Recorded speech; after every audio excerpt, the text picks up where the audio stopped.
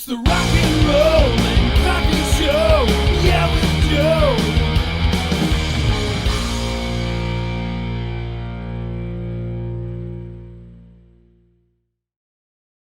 Where'd you grow up in the Bay Area, right?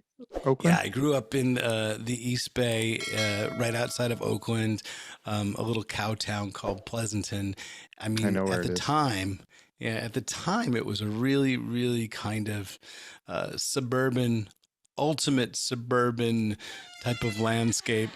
Thank you very much, Bianca. That's my wife, Bianca, who's also dressed in pajamas as well. And Good morning. I said, please give me a cup of coffee so we can have this morning. Well, cheers with the coffee to you. There you go. It's very rarely that I do any of these types of podcasts with the States when I'm drinking coffee and the person I'm talking to is drinking coffee, because usually, because of the time difference, I'm drinking wine by the time they're still drinking coffee. But yeah, growing up in Northern California, it was definitely cool. It was definitely a great way to get. Oh, wait a second. Now I'm getting. No, I did not. That's fine. Growing up in the Northern California, it was like a great music education for me because, like I was saying, where we were living was very suburban. A lot of the Oakland Raiders at that time, the 70s Oakland Raiders, they all lived in the same city as I did, in the same little town. It was a cow town. Now you can't even afford to live there. It's like I couldn't afford to live there. Every house are $1 million houses and stuff. So, but the most important thing was the radio.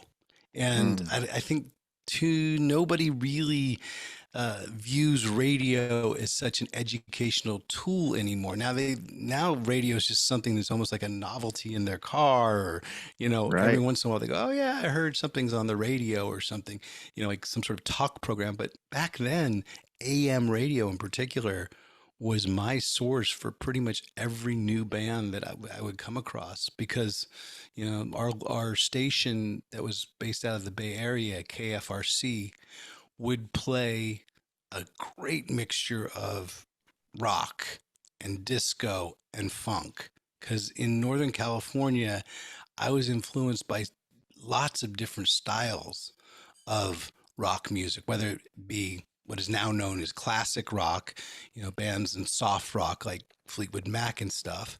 But at the same time, back to back with Aerosmith, and then the next song would be perhaps a Earth, Wind and Fire song. And then the next song would be Santana.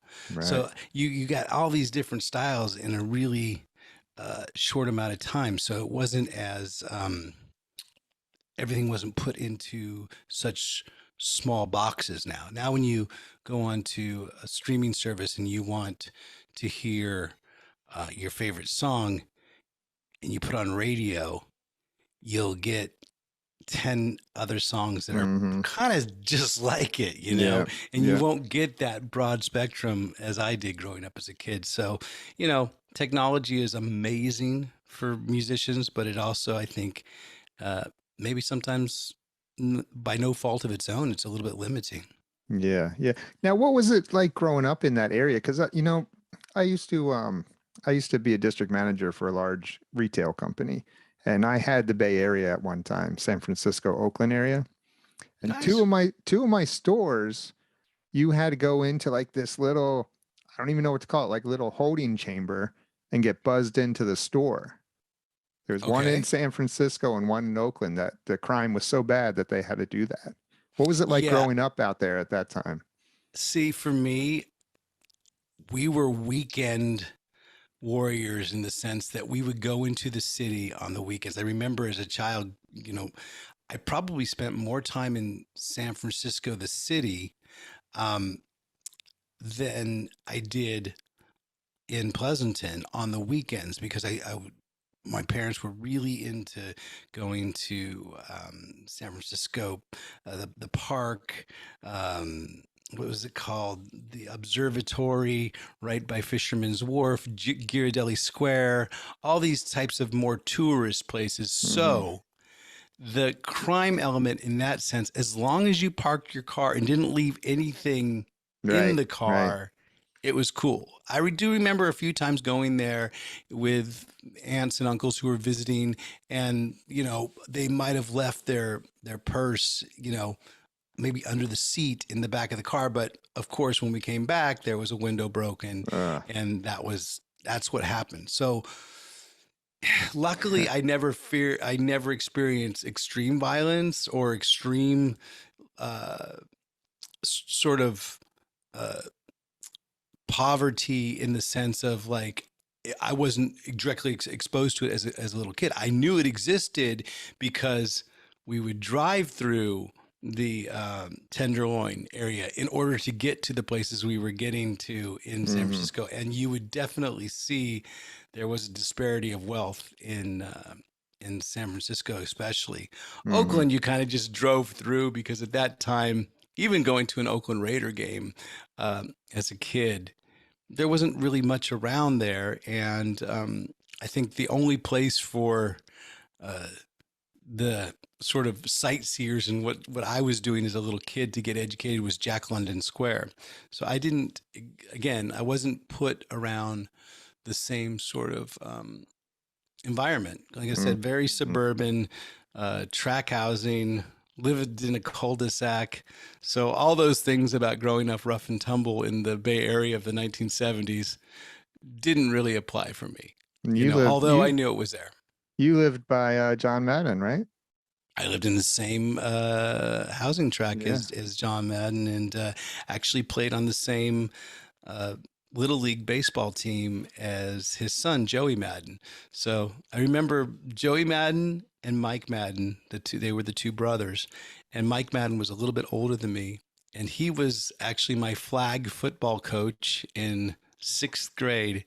And this is odd because I just thought about this the other day, gave me one of my, I guess, biggest affirmations as a kid growing up, like how you need these sort of supportive things that happen in your life that sort of drive you to the next sort of level of whatever you're trying to do as a kid. And I guess as a kid, I was just trying to emulate the amazing football players that I would watch on Sunday with the Oakland Raiders. And I was on this flag football team, and I remember catching this one pass that went off a defender and it hit off his shoulder, but it some ricocheted into my hands. And Mike Madden just like gave me the biggest encouragement, said, "You are the best receiver. That's the best reception I've ever seen." And I'll never forget that. So, even though I didn't get direct affirmation from John Madden, I got it from Mike Madden. Hey, his it came son, from a Madden. which was close enough. It came from a Madden. Yeah. So, and at that point, you wanted to be an NFL star, right? I wanted to be a combination of Cliff Branch and Freddie Biletnikoff. Those were the two wide receivers that were on the Raiders at that time. Because I was left-handed, and I still am left-handed, I was always compared to Kenny Stabler, Snake, number 12. And so I would definitely try to think of myself as a quarterback. Granted, all this stuff went out the window as soon as flag football became actual tackle football. Because, with tackle football in those days, we'd play some sort of games around the cul-de-sac, if you will, because there wasn't a lot of traffic coming in, and we played on the asphalt. We played and it wouldn't be tackle, two-hand touch at that point, and but you'd always end up getting some sort of scuff, bruise on your elbows and stuff. So when we were lucky enough to move it onto the grass, then we just would play full-on contact tackle football with no pads or anything like that, which is kind of stupid, like if you think about it now. Yeah, but it's fun. Fun as hell. Yeah. So when did you start getting into music? How did that find you, or how did you find music? It was always around as well, just like the football and the sports. My dad was more a sports guy. My mom was more of the musician. She had played drums in the marching band growing up. So there was a acoustic guitar I can still remember in the living room, just there, almost like as a prop, because it was the 70s. Almost every family had some sort of instrument there just lying there. And I think that's the best advice you can give any parent today is not, you don't have to force your kid to play music, but if you have something that's lying right there, I think that's hold on just one second. Sure. There you go. I'm getting, can you close the door, baby? Thank you so much. I'm getting amazingly taken care of by That's my wife perfect. right now. You got an assistant. No, she gave me my morning shot of, I don't know if you do ginger shots as well. So, No, I never have. okay. Well, Yeah. ginger shots are good for you. They give you a little boost and it helps with immunity and all that kind of stuff. What is it?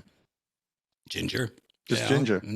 Yeah, ginger and some, well, maybe she's put some other sort of elixir in here. I'm not sure, but I will have it right now. Cheers to you. Enjoy. Mm. But Good yeah. stuff. Yeah, oh yeah. Ooh, it gives a little kick too. There's a little pepper in there too. Yeah. I like it. The thing is, growing up, I think you have the to have an instrument lying there on your couch, or just around, is the best sort of way to get someone into it, because if you force someone to play music and force someone to do lessons, it's kind of a 50-50 shot. You don't know if they're going to really be into it for themselves or they're just doing it to, check a box so that they get your approval. So if you're a parent and you're thinking, well, I'd really like my kid to get into music because I think it is really important to do, just make it available. Yeah, I agree. That's the way it was for me. Like the way your bass is right behind you, the way this guitar is right behind me, have it lying around. I'd strum it. I didn't really know. I mean, I was 5 years old when I would just sit there and learn how to strum it and pick it and sort of just see what's going on here with this. It looks cool. And then, of course, some of these early albums that I would listen to was the best source in the world. It was like record albums, and my parents, my mom, definitely her favorite soundtrack was Jesus Christ Superstar. So I remember that, like a rock and roll soundtrack going on, and it wasn't just during the Christmas holidays. We would play Jesus Christ Superstar all throughout the year because it was a great, Andrew Lloyd Webber's first musical, and really great music and great songs. And there was also, I remember the soundtrack to Hair was a big album in our household. So a combination of having guitar driven music and sort of rock and roll and actually having a guitar in the house, I gravitated towards it. So it wasn't too long before I asked to get lessons and to actually have my own electric guitar of my own. So okay. So you did take formal lessons? Yeah, I mean, I took lessons. Again, I'm coming back with all these mentors that sort of meant something to me and sort of elevated me to the next level of where I guess I wanted to be. Was, Mike Madden helped me with my sporting career, giving me that affirmation. One of my first guitar teachers, Steve Phillips, and I remember his name to this day. That's how important he was to my musical education. He was the one that taught me all about Peter Frampton, Frampton Comes Alive, taught me all those songs off that double album, which is one of the most amazing double records, gateway, what do you call it? Gatefold records. Yeah. Opens up, and I would stare at that album, listen to it, want to become it. Then I actually learned those songs. So, I give Steve Phillips a lot of credit for getting me on my journey. I did have other teachers growing up, private teachers. My mom was really supportive of taking me to the lessons. Eventually, I was just going to ask that if your parents were supportive. Yeah. Yeah. My parents split up when I was pretty young. So my dad split to Florida, and so it was my mom and I, and she was very cool about bringing me to different lessons. Certain teachers were obviously better than others. I remember Steve Phillips. The negative side of that is there was this other German teacher that I remember that didn't give me affirmations, but maybe was just as important because he mentioned to my mom as we were walking out of the music store one day, he said, you should really teach your son, you get your son to be into something else besides guitar, because he'll never learn how to play guitar the way he's doing it right now. He's not Huh. focused. Yeah. He will never really amount to anything with the guitar. So I thought that was quite, you know, Clearly he was wrong. well, and clearly he was saying it loud enough that I could hear it. So maybe it was one of those types of negative comments that kind of make you inspired to Yeah. I'll show him. But Try and push you. I've never thought that that's the best way to teach someone how to achieve their goals. And years later, as I put my own guitar system together, and I've devised a way to teach guitar that I think is kind of taken all my years of experience and put it into this course. We never do that. We never beat yourself up.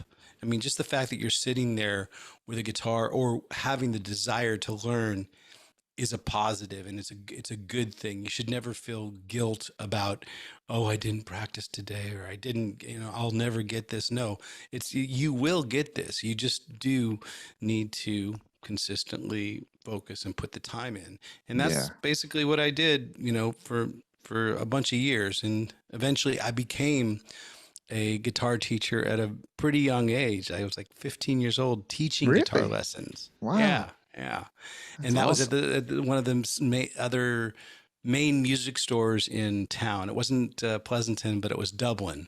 Dublin Okay. was kind of like the Oakland of Pleasanton, if you Okay. will. I mean, so Pleasanton would be the San Francisco, and Dublin was just a little bit more, just a little more rough and tumble, I guess. Yeah.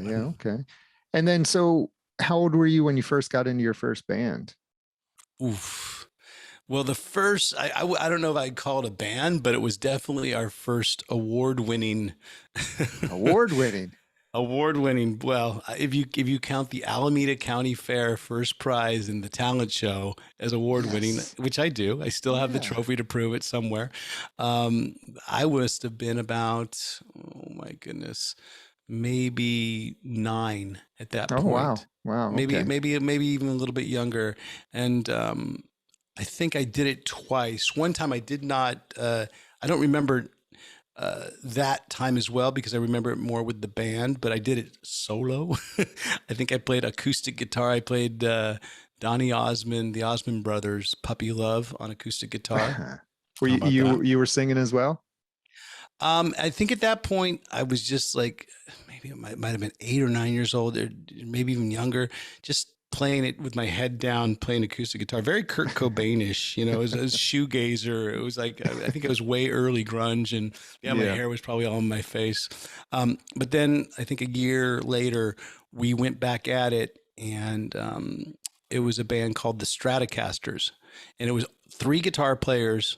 I was the only one that had a Stratocaster, and that's how we came up with our name, because we were at the audition and we hadn't come up with a band name, and everyone goes, "Well, we need a band name to put in to fill in the form," and everybody looked at their guitar necks, and our guy Mike had a Gibson SG, and it had Gibson on the headstock, and then our other guitar player Matt Clark had a Epiphone.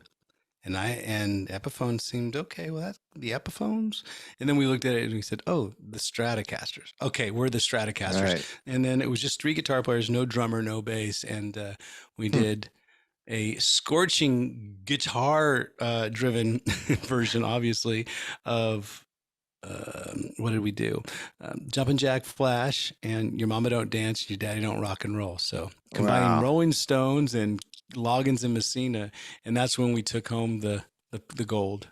Man, too bad you don't have that on video. You know what? I think we have it on. No, I don't think videotape was even around at that point. We're talking the real still tape, right? 8mm. Yeah, Yeah, I yeah, even don't think that I think at that point camcorders hadn't come out yet, so that we're still yeah. talking 16 millimeter, and there is 16 millimeter footage of one of the shows. I mean, I remember there being like a is it 8 millimeter, 16 millimeter? It was like one of those little.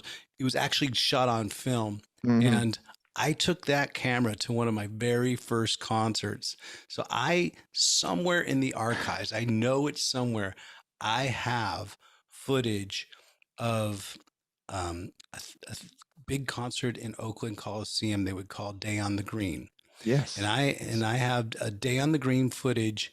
I don't know how I got a actual, 8 millimeter or Right. You 16 didn't millimeter stick that down your camera pants. into yeah, into the venue. But I have footage of Cheap Trick. I have footage of Black Sabbath and footage of Journey. And again, No. like if you think of those bands back in those days, what a great spectrum of music. What all rock and roll, all great, all great bands in their own right, but a cool spectrum.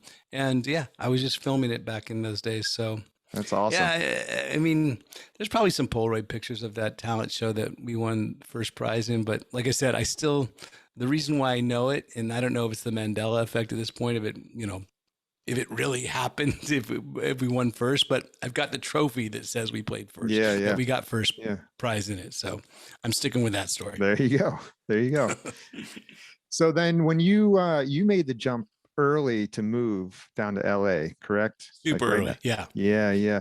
So did 17. you know people down there or did you just say that's where I need to be right now? Well, luckily enough, my mom came from a big family. Even though I was an only child, my mom came from a big family. So she had, 8 brothers and sisters that mostly lived down in the Los Angeles area.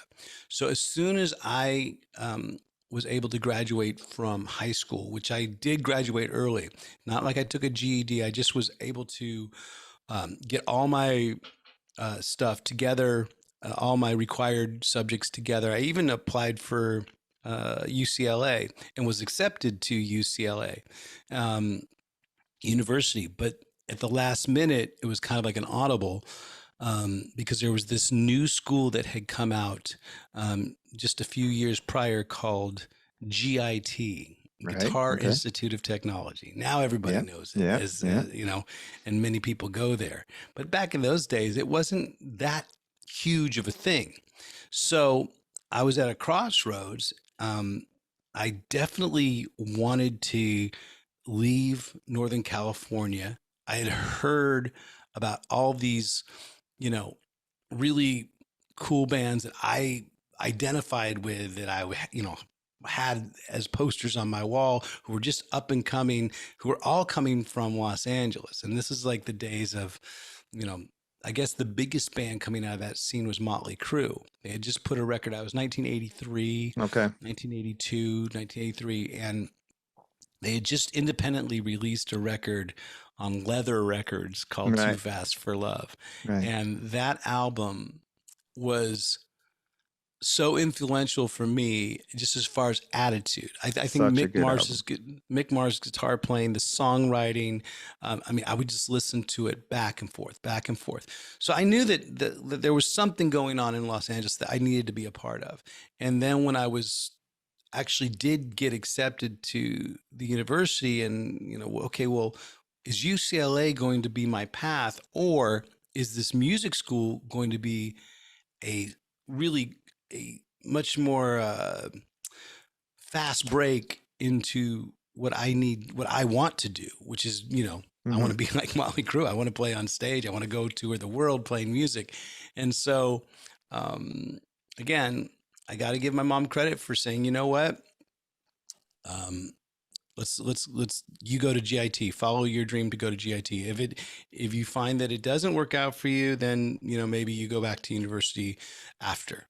And, Yeah. it was always that thing of having a backup plan. There's good and bad about having backup plans. I feel that, it's always nice to say you have a backup plan because it is important to know that, hey, not everything will work out. You can't be Right. so Right. delusional saying, I'm going to go for this, this echelon of something that so few people get, and there's no other way it can happen.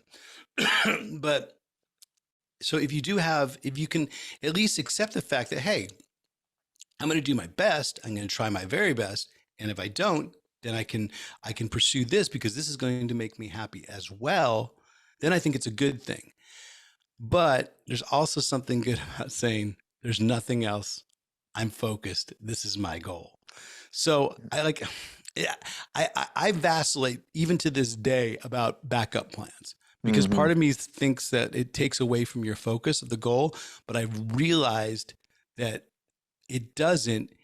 It just lowers the importance of that goal because even when you attain that goal or you get to the point where you go, oh man, I am touring for a living, or I am, made record albums and, done a lot of the things. I've achieved a lot of the goals that I wanted to, and I set out to do. You're still going to have the same,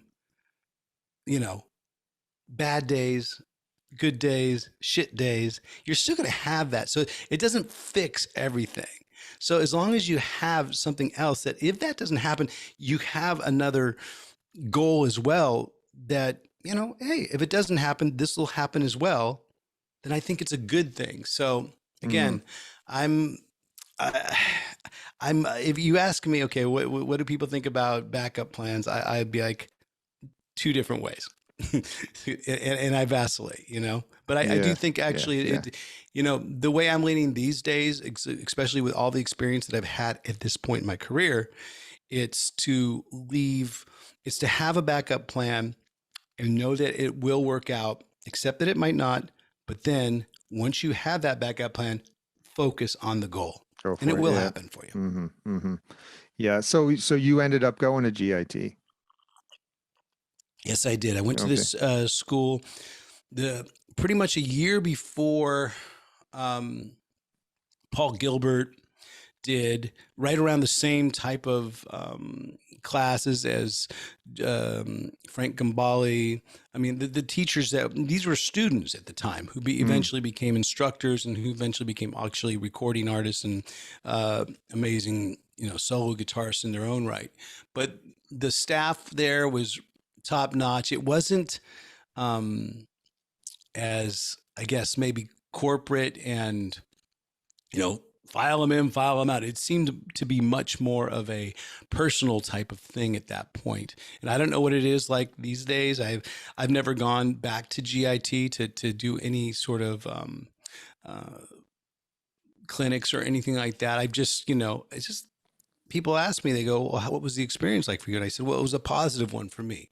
It's not like it changed the way I play guitar, because I kind of feel that, your guitar playing, your style, it's an evolution. It's a journey. It happens over many course of years. In 1 year or even 2 years of a music school isn't going to completely change the way you play, change your style, but it is going to instill some amazing practice habits. And that's what it did for me. Not only did I learn how to practice effectively going there, I've also learned way more about the lifestyle of, being a rock and roll musician in Los Angeles, because you were in the environment. You weren't just reading about it in magazines. You weren't just dreaming about it or, imagining it out of town. You were in the friggin' jungle during a time when so much stuff was happening in the town. Like, again, it was the perfect storm for me because I was at the right age, at the right scene, at the right time, the type of music that I like. Everything was really blossoming and everything was really cooking in Los Angeles. Nowadays, you can go, because of technology, because of internet, you can basically start your own scene in your own town, unlike as long as you find some people that are in your hometown that have the exact same similarities as you do, and you can. It's much easier, I feel, to form a band and to have um, like-minded attitudes because of the internet now, Yeah. as opposed to back then. Now, what I find interesting about you is that you were in that scene for a little, I don't know how many years, but you were in there for a little bit, right? You played in different bands, met a Played lot in of a ton of people, bands, yeah, yeah. but with Electric Angels, you guys decided to leave LA. Yeah, we did the exact opposite, which is Yeah. important too. Sometimes if you do the exact opposite of what everyone else is doing, every once in a while it works out. And it wasn't because we didn't try to get a record deal in Los Angeles and we weren't doing our best to um, get noticed by record labels. Electric Angels, the band, it had come out of this band called Candy, and Mhm. Candy was a kind of a power pop band that played a little bit more on the heavier guitar, aggressive side, but the songs were much more what I was raised on: Beatles, Cheap Trick, maybe a little bit of Sex Pistols thrown in there for good measure. Sex Pistols, as much as everyone wants to say they're punk rock, they had some really good hooky pop Sure. melodies Sure. as well. So that band sort of fused off into Kill for Thrills, which Gilby Clarke led and fronted, and then Electric Angels, which is the rest of Candy. And we found a singer named Shane, and we would play all around the scene. We play the Ricky Rackman's Cat House. We'd play Dale Gloria's Scream, Downtown Club. We'd play Janice's English Acid. We'd play every Madame Wong's West was another club that we would play a lot.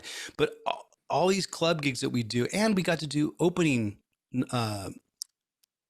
slots for a bunch of up and coming bigger bands, the bands coming from the UK or bands that were catching a pretty big traction in the rock and roll genre, and they were all getting signed. Other bands were getting signed. Like I remember opening up for a band called Zodiac Mind Warp. Oh yeah. Which was it was all the rage, and we were, man, this is going to be the show where we get our chance, we get our record deal, and nothing happened. So once we've been passed on by every single label in Los Angeles, we were like, well, you know what? We've played with so many great bands.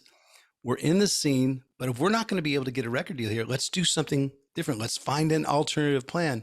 And we went to New York City, and we had an opportunity to live in New York for a few months, and that few months turned into a few years. And, the funniest thing about it is the same label that ended up signing us in New York had passed on us in California. So what do you think the difference was? A different A&R person. It could have been the timing of it. It could have been the band just got better getting in a van and playing our way across the US, Right. and then sort of just immediately landing in New York and not slowing down, just playing as much as we could, play as many shows as we could. I think we played our first show in New York. I think, who did we play with? It was at L'Amour's East. And I know it was a club out in Queens, and we played. What was the band's name? Oh, darn it! But it was a cool gig because we had never played New York, and all of a sudden we're in. Within the first week, we're in the scene, and then we're playing as many gigs as we can in New York, because that was one of the strategies of playing in New York, was that 2 hours south, 2 hours west, 2 hours north, they're all gigs. You can play Jersey, you can play down in Philly, you can drive up to Boston, so you have a lot more opportunities to play. And within a very short amount of time, we got another one of those really cool opening shows in New York City. It was it was Mother Love Bone that we were opening up Okay. for, which eventually became Pearl Pearl Jam. Jam. Yeah. Yeah. Yeah, and Dogs D'Amour was the headliner on that tour as Oh, well. yeah.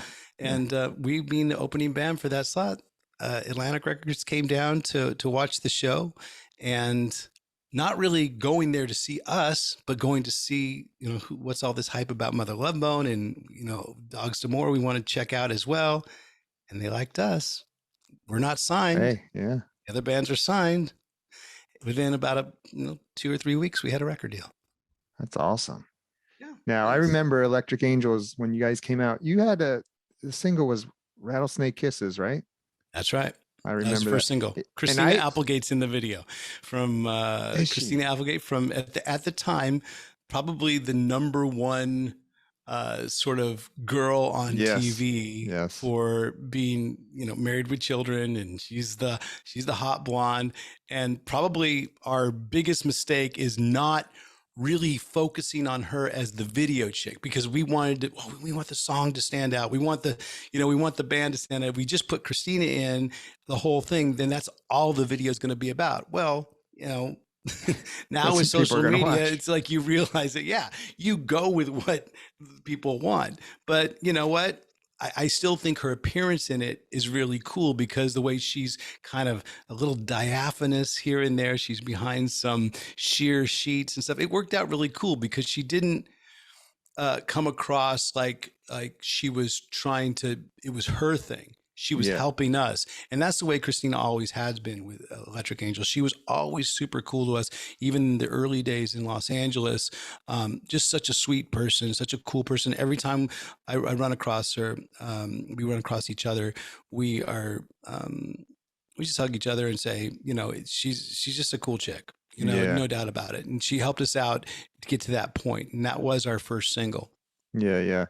Now I remember you guys, this was what, late 80s, early 90s, around that time? 89, 1990. Yeah. Yeah. I mean, Okay. that was where everything was kind of, it was all at a perfect state where Los Angeles music scene was still happening. There's New York had a little scene going on that we were involved with a bunch of the bands that were playing. You know, there was another band, that Electric Angels, and another band called the Throbs, that we would play a lot of shows together as, you know, sort of glammy, but you know, there was also bands coming over from the UK that had sort of 70s type of glam influences as well. I remember we did the first tour, Electric Angels and the London Choir Boys. We did the London Choir Boys' first American tour that they had ever been on. So between the UK, New York, LA, and then there's this new scene that's sort of, you know, making its wave and making sort of waves up in Seattle.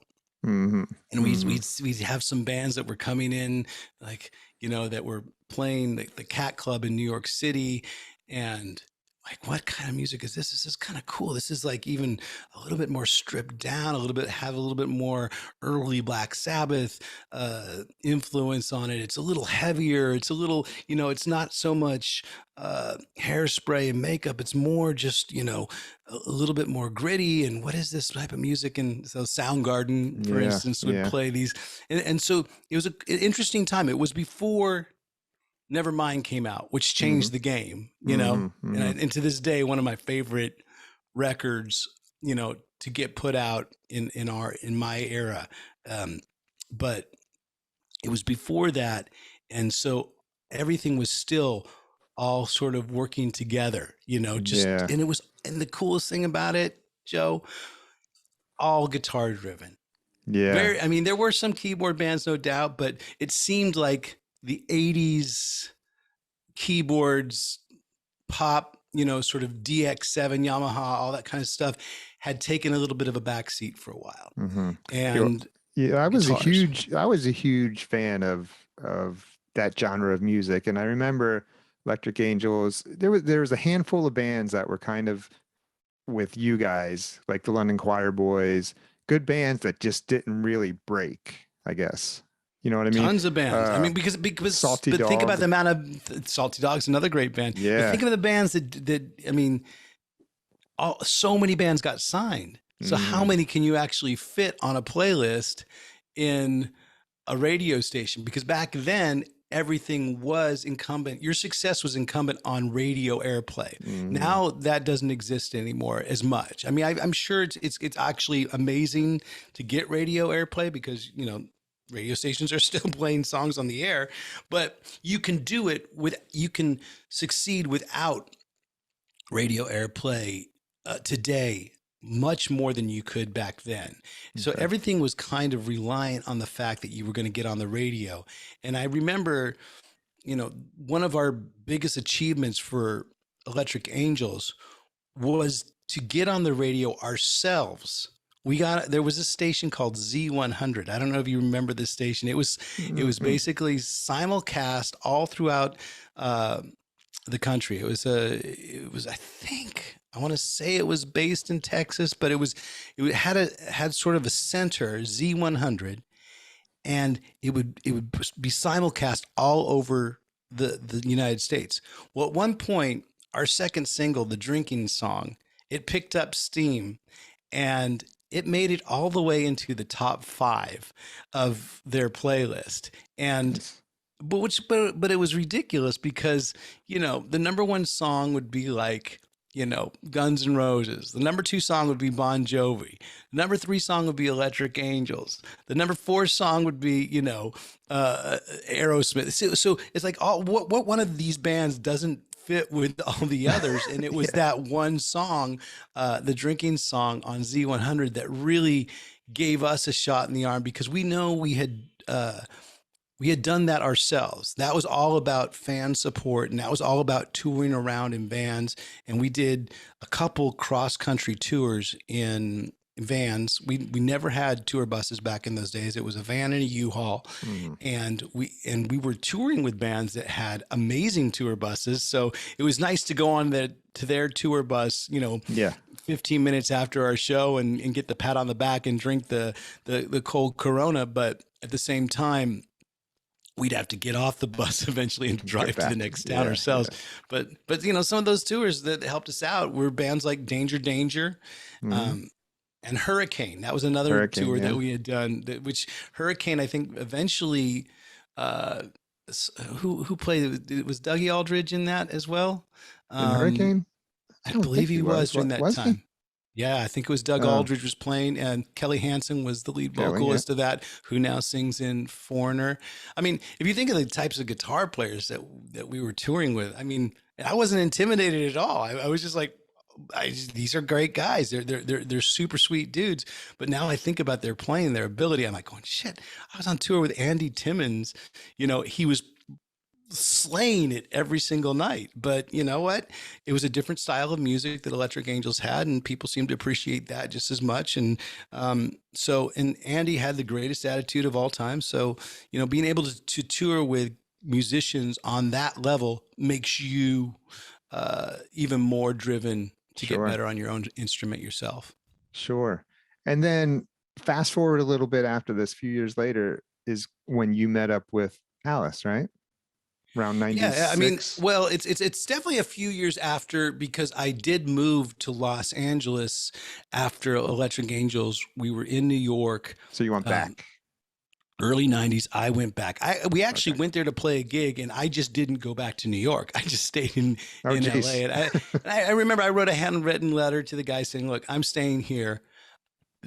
There's nothing there for me anymore. I came there with like $100 in my account and 2 milk crates of stuff. I left with $20 in my account and those same 2 milk crates. So, and that's the truth. And I figured at that moment when I got back to LA, I was going to play with as many people as possible, because during those years of Candy and Electric Angels, I had pretty much stayed just with that nucleus of guys playing, and I learned a lot, and I'd done a lot of jamming, like one-off jams, but I'd never been in bands before, formed a bunch of different bands.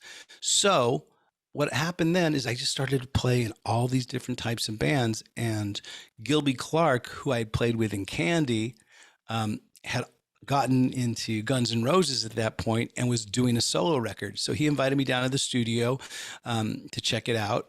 And then one thing led to another, and he asked me if I wanted to be the touring guitar player for his solo album.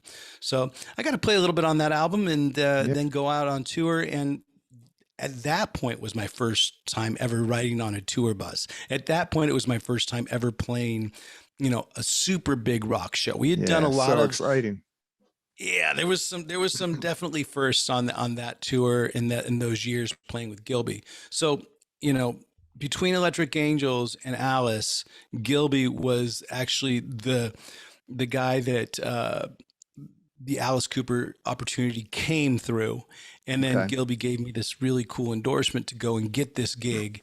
And I did go get the gig, and I went down there and auditioned for it, and, had a good day. Yeah, I would say. So. How was the audition? How was the audition when you walked in there? What was Alice there? And Alice was there. That's one thing I will always have respect for, and because I've auditioned for other bands where the lead singer isn't there, and you're taped, and then they get sent up and by messenger to a secret lair, and what is that? Yeah, nah, Alice was there, and he's sitting on the couch. And he's just looking at all these guitar players come in, and there was some good names that were there. It was at Mate's rehearsal studio down in the valley there, owned by this super shady character named Bobby. He's so shady, but I love the guy. So I mention him pretty much in every interview. Yeah. I just hope that one day he listens to it and he just smirks and laughs. He's so shady, but he's the guy that was in the Quiet Riot video that who gets his face or has the mask torn off him. Okay. In one of the videos, I think it's Mama Bobby. Come Feel the Noise. That's Bobby. Shady. Yeah, right. Shady All Bobby. right, so anyway, his rehearsal studio, Mates, amazing rehearsal studio. Every band back in the day, even to this day, rehearses there because it's just such a cool vibe. Alice has this room set up, small room, not super big or anything like that. Probably not as big as Wayne's World. And Eric Singer's playing drums, and Bob Daisley's playing bass, and that's it. And just one guitar player. So I see there's a bunch of guitar players that are sort of in the holding pen, and everyone's just hanging out in the office next to this audition room. So I can hear, what they're playing next door. We can all hear, what's going on. And I'm listening to everybody just shred and just amazing playing and a lot of technical stuff going on. And, Reb Beach was in before me, and he kicked ass on his audition. And I'm just listening to him going, shit, man. Of course. I learned a lot of the whittly, guitar solo stuff, but this guy's, he's natural at it. For me, I'm more of the legato 70s guy, and maybe that's what Alice needs as a dichotomy. Sure. He needs that 80s guy as well as the classic 70s guy.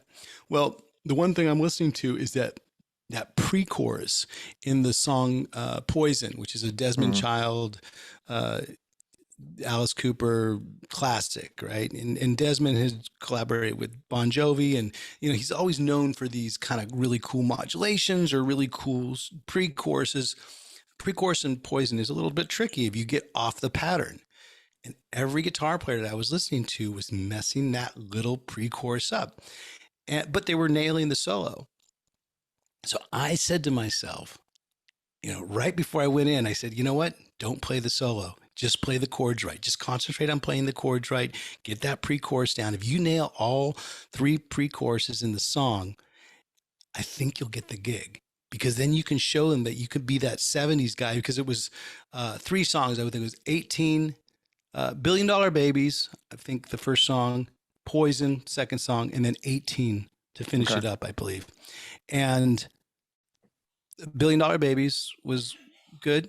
It went through it. That's the classic rock Alice. It shows a little bit of rock, shows a little bit of technique. Then the true test was Poison, nailed the pre-chorus. Nice. And I was like feeling good about it. But then 18 came, and I got that legato solo, just right. The way that I think maybe Glenn Buxton or Michael Bruce, either of those guys would have been proud.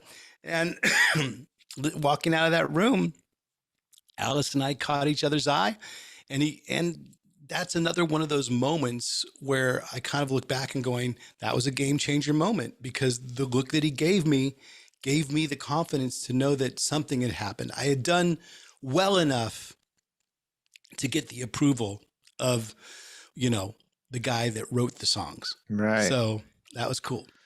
So, Excuse me 1 second. Yeah. Okay.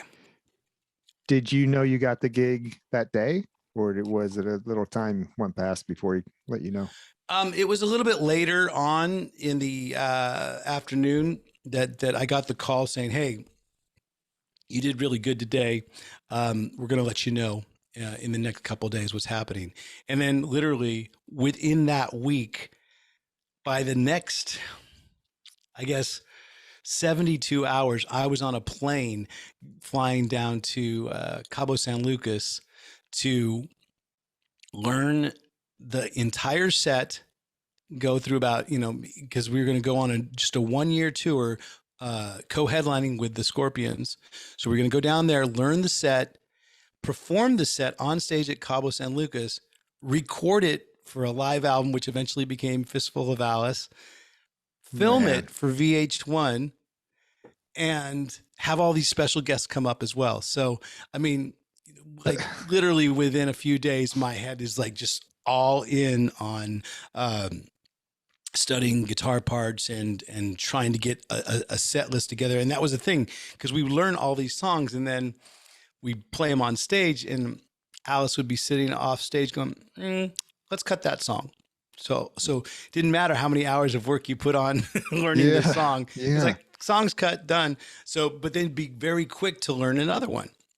Well, I mean, we were able to do that.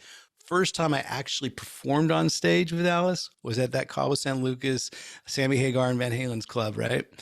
And first time ever being on stage with Alice. It's recorded for an album and filmed for a video. And you have all these guys coming on like Rob Zombie. One of the first times I've ever, seriously played with Slash. Coming up and jamming, because before, any types of jams that we had done before over the years, whether he came up at a jam at Ricky's Cat House or something like that, or some sort of jam, it had been a little bit, too much substance ingested to actually make sense of like if we were doing it for real. But this was for real, because it was on video, it was on going to be a record, and he came up to play Only Women Bleed with us. Well, he had learned the album version, which is the correct version to play, by the way. Yeah.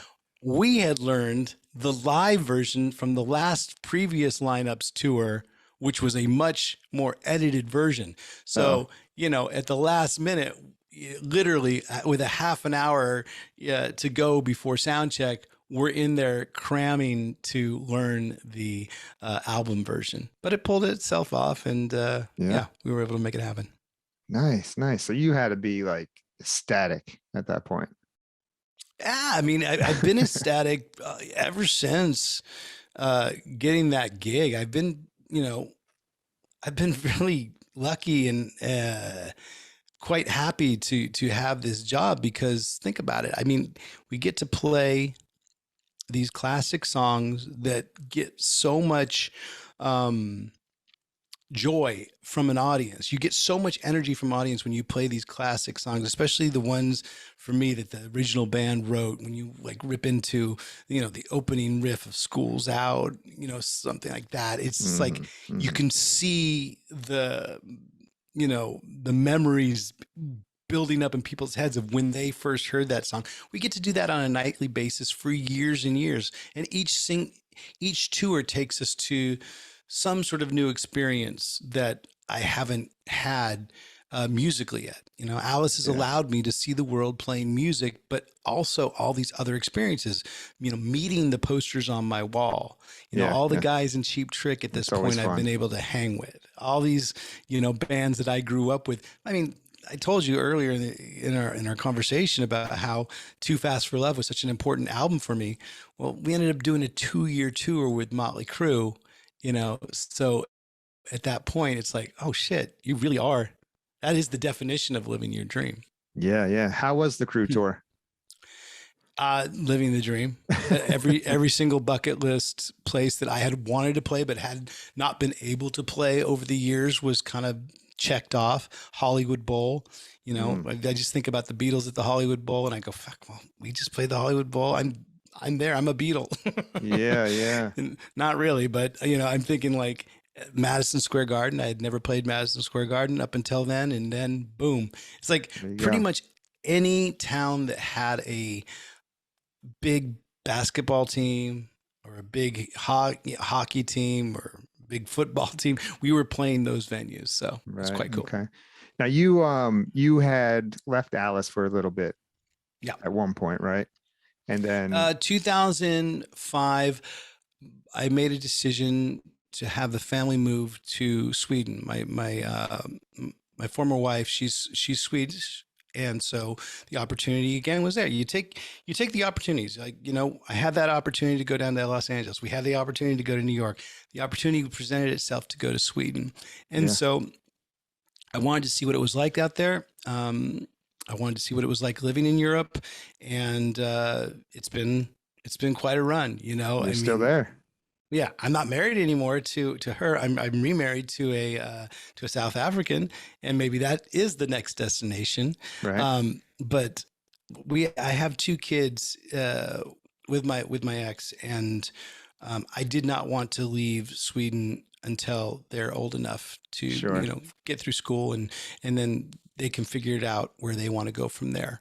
And so I've been here for quite a while, but during that time of 2005, it was a transition of, I want to spend time during these young early years for them to see them, grow up and experience some of that. And so I didn't tour until from 2000, basically end of 2005, early 2006, all the way until 2012. And when I got the call to come back, it was one of those things that I knew was the right time and the right place to do it. And again, I got to thank so many of the Alice Cooper supporters for throwing my name in the hat and suggesting and emailing and, sort of putting a campaign together to get me back in the band. And it's been consistent touring ever since 2012. How long has the band that is intact now been playing together? Wow, this lineup has been together longer than the original band. How about that? Yeah, it's been a while, right? Crazy statistic. Yeah, this is a very consistent lineup because I was used to many years having either a different drummer for this tour or a different guitarist to play with or somebody getting switched out maybe. And, the only thing consistent really was Alice Cooper. And let's be honest, that is the one consistency that you need to have the show. Everyone else can kind of need that part. Everyone else might be able to take a night or 2 off here or there, but it's like, you can't do a show without Alice. So, but this lineup, when Nita Strauss, because we were playing with Orianthi before, who's an amazing guitar player. We just played with her at an Alice Cooper charity event this past holiday season, and we were able to play a few songs with Ori. She's a great player. But, when Nita came around, she's a game changer, and she joined the band, fit in perfectly, and she's been consistent, I think, since 2015, 14, somewhere right around there. And so, we've been together. We kind of all know what we're playing. We all know our roles. We all know what the other person is going to do when they go for a solo. So we can back off and we can sort of let who's ever got that solo spot at that moment take the spotlight. And the reason why we do that is because Alice fully allows us to be the biggest sort of flamboyant musicians that we can be when it's our turn to shine. When he in very few gigs, I think you get that sort of freedom to like, no, don't just do it, overdo it. Yeah. Go nuts. This is your moment to shine. A lot of times I think there's egos and there's always this, well, I don't want to overstep my boundaries here. No, Alice gives you that freedom. He pushes you actually. Hey, when it's your turn to solo, Roxy, go to the center of the stage. Don't stay off to the side. Yeah. So, we're all really appreciative of the fact that Alice is so supportive, but that's because he's so, comfortable in his own legendary status. It's kind of, it's weird because none of us have that household name status that Alice does. So I marvel at the fact that, he's able to just be as such a normal dude as he is. He seems very down to earth. I've never met the guy, but he seems like he's awesome. He makes you feel like you're the most important person in the room when he's talking to you. He's actually listening to you. He's not just, he's engaging with you. And that's with anybody. It's not just because we're in his band. He'll engage with you if he meets you, while he's shopping, or will he meet you on the golf course. So, that is a really cool characteristic to have. And it's like I said, it's not just music that he's influenced me in, it's how he conducts himself. Sure. Off stage as well. Yeah. And you guys just recently wrapped up a pretty successful tour with Ace Frehley. We just finished it, and we're going back out again in just a couple weeks. So I'm excited to kick it off again in 2022. This is going to be, and I do actually see some dates with Ace Frehley on the schedule again. So it's good to see that the relationship with Ace is he's again, another one of those posters on your wall. He grew up listening to Love Gun. That was my first Kiss album that I had. I had the fold out bang pow, I think it was. Yeah, that little Kiss gun that came in the inset. I had that hanging as a mobile growing up. It's funny just to, oh God, this is the guy that we play with every night. And, we have conversations with, go out to dinner. And it's cool to see him and Alice on the road together. It's a good double bill, I feel. I also saw Buck Cherry on a bunch of the shows as well, and I think they're a great band as well. Billy Rowe, the guitarist, one of the guitar players from Buck Cherry, we have a cool relationship because not only did we play together and we grew up both in the Bay Area at the same time. He was in Jet Boy, wasn't he? He was in Jet Boy when I was in Electric Angels, and we would do many shows together as well. And now another cool sort of bond that we have is that he has a company called Rock and Roll Relics, and I'm playing I call it the what is it called, the Roxy Rebel or Roxy? It's a guitar design, one of his newer designs that he has. Roxy's Revenge. That's what it is. It's the Revenge model that he has. And the Roxy Revenge is out on tour. It's his company's guitar. He designed it. Yeah. And I sort of, aesthetically kind of made some suggestions of the way I wanted it to look. Sounds great, plays great. And now we get to, sort of promote it and tour it together while we play shows together. That'd be fun. Yeah, Ace's band, I've had Ryan on the show before, and Ryan's a great guy. Ryan Cook? Yeah. Oh man, he's a blast. Perfect human being, one flaw. Just one flaw with Ryan Cook. But other than that, pretty much a perfect human being. He likes the Kansas City Chiefs. I don't get it. What? They're my arch rival. I'm a Raider fan. You cannot say that you like the Kansas City Chiefs. Well, I'm not going to tell you my team then. Is it the Denver Broncos? It's the Buccaneers. Oh, the Buccaneers. You know what? Good for the Buccaneers. Because I've been a Buck fan since probably the early 80s. I've been a Buck fan. Yeah. So if you've been there, then you know what it's like to be a Raider fan. You've experienced a lot of losing since the 80s. And now that you have this winning sort of you have this winning pace going on the last couple of years, I like by the time this airs, I'm not sure if it will be too late or too early to be celebrating or to be commiserating, but my team just finished up their season Yeah. with a loss, and it's okay because I think that they had a really challenging season with all the shit that went on. But I'm a Yeah. big supporter of it. They did all right. But yeah, you know what? I have no beef at all with the Bucks. I think they, I mean, they broke my heart when they beat us in the Super Bowl, Well, but that's why I they didn't want just to kicked tell our you. asses. No, it was just such a shellacking. When you get your ass beat that bad, you can't even feel bad. And I was at that game. I was at that Super Were you? Bowl, by the way. Nice. I was surrounded by red jerseys and so many Tampa Bay Bucks. And I was like so sure that we were going to show up, and we didn't even show up that day. But yeah, I mean, Ryan Cook, I love him to death. And you know, it's okay that he is a KC fan, because I can Yeah. tell he's been a KC fan for a long time. KC's just, they're just frustrating because they are so fucking good. And at one point, they're going to have to, you know, they're going to have to sort of not be so good. It'll happen. Happens to them all.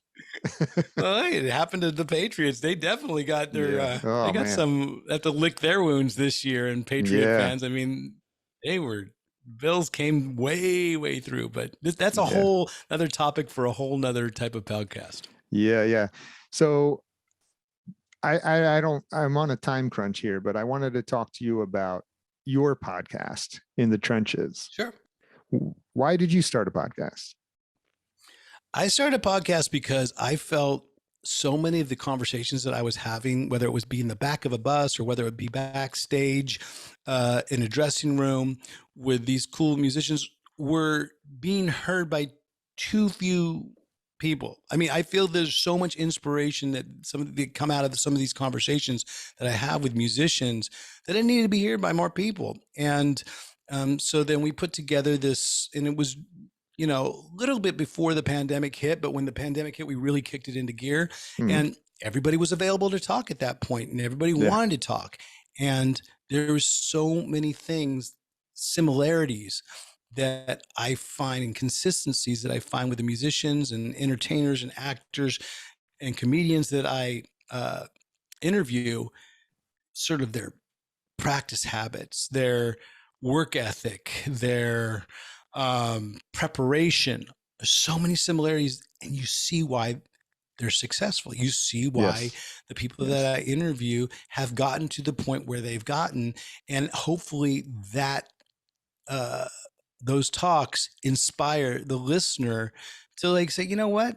I know it's tough, but if they do it and if they've done it, and I sort of can take what they're saying, maybe not copy it, but make it my own, take it as influence, and then do it my own way, then I can do it and make it the same way.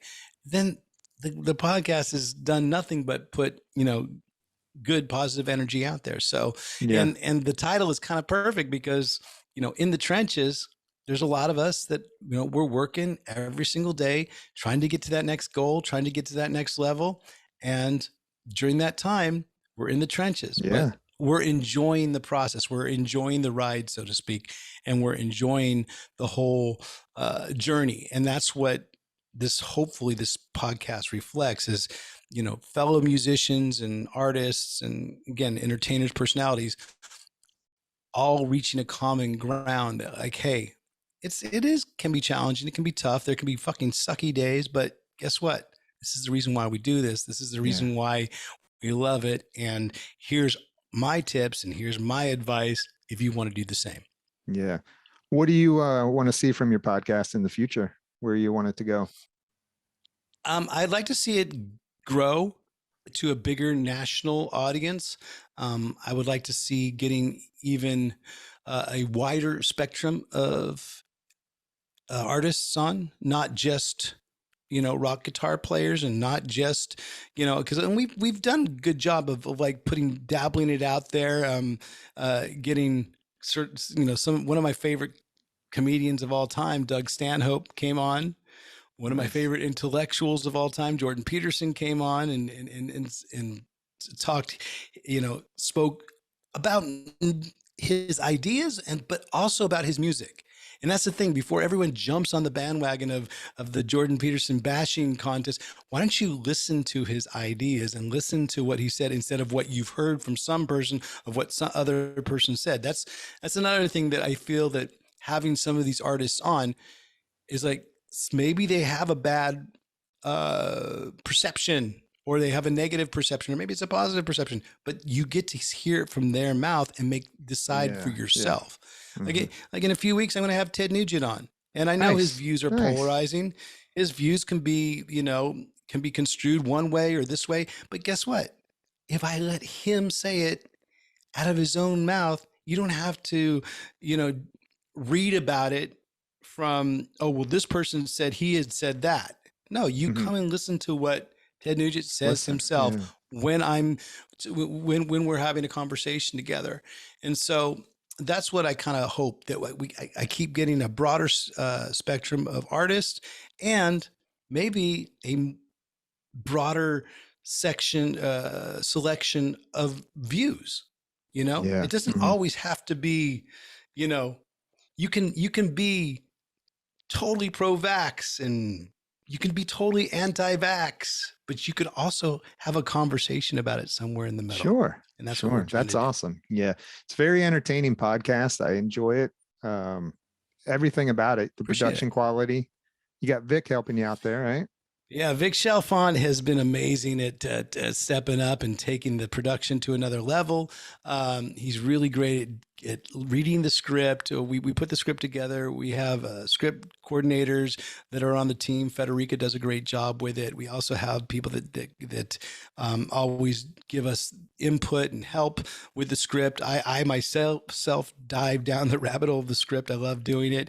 And as you look over it and you see all these opportunities to get these amazing sort of photos and sort of nuggets of like, okay, this information will correlate with this little bit of information, and it just, yeah, it's been working out good. So I thank the team for putting it together.